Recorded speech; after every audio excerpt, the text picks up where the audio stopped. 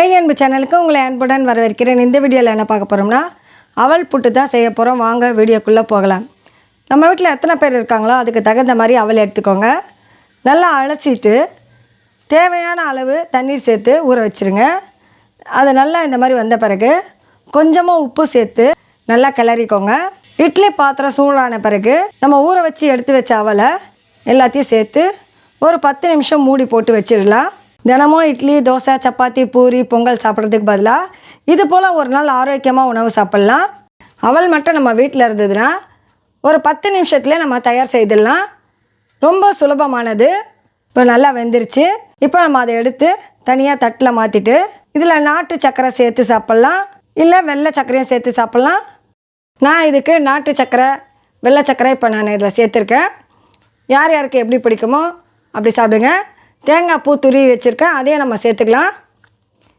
நான் சாப்பிடும் போது ஒரு வாழைப்பழமும் சேர்த்துக்கிட்டேன். உங்களுக்கு பிடிச்சிருந்தா நீங்கள் அப்படியே சாப்பிட்டு பாருங்கள். ரொம்ப சுவையாக இருக்கும். நீங்கள் ட்ரை பண்ணி பார்த்துட்டு எப்படி இருக்குன்னு இந்த வீடியோ கீழே கமெண்ட் பண்ணி ஷேர் பண்ணுங்கள். இந்த வீடியோ உங்களுக்கு பிடிச்சிருந்தால் லைக் பண்ணுங்கள், கமெண்ட் பண்ணுங்கள். மறக்காமல் அழகியன்பு சேனலை சப்ஸ்கிரைப் பண்ணுங்கள். மீண்டும் சந்திப்போம்.